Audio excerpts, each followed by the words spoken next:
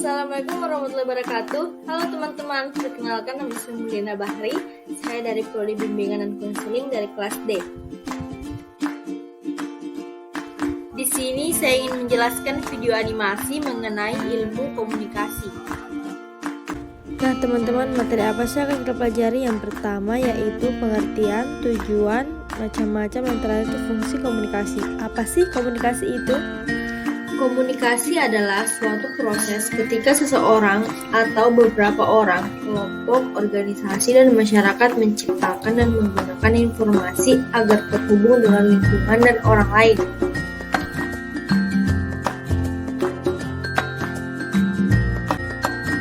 Pada umumnya, komunikasi dilakukan secara lisan atau verbal yang dapat dimengerti oleh kedua belah pihak.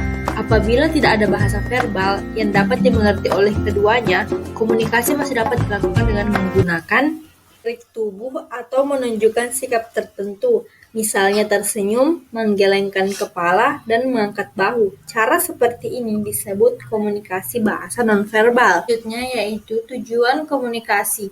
Secara singkat, tujuan komunikasi adalah menciptakan kesepahaman kedua belah pihak. Namun, ada beberapa tujuan komunikasi yang perlu kita ketahui. Yang pertama yaitu agar hal yang disampaikan bisa dimengerti dengan cukup baik sehingga dapat menghindarkan diri dari kesalahpahaman. Yang kedua yaitu agar mampu memahami maksud perkataan orang lain. Kemudian yang ketiga yaitu agar ide, gagasan maupun pemikiran orang lain terutama dalam gelaran tertentu.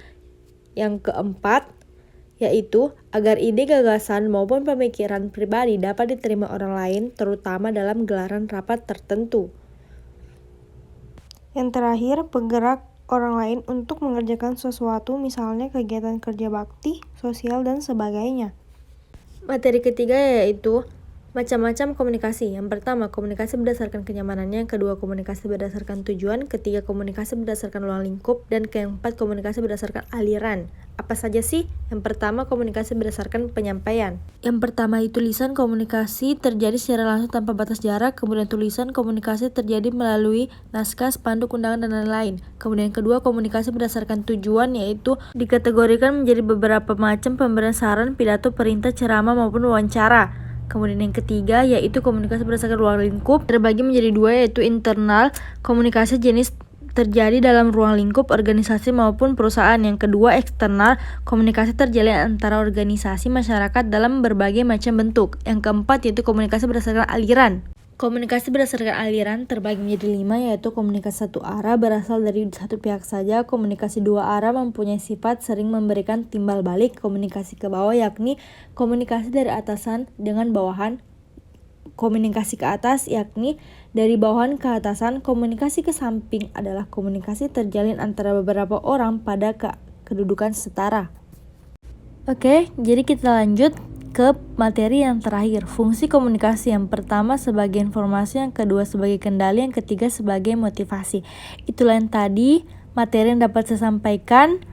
Semoga bisa dimengerti dan semoga bermanfaat. Terima kasih. Wassalamualaikum warahmatullahi wabarakatuh.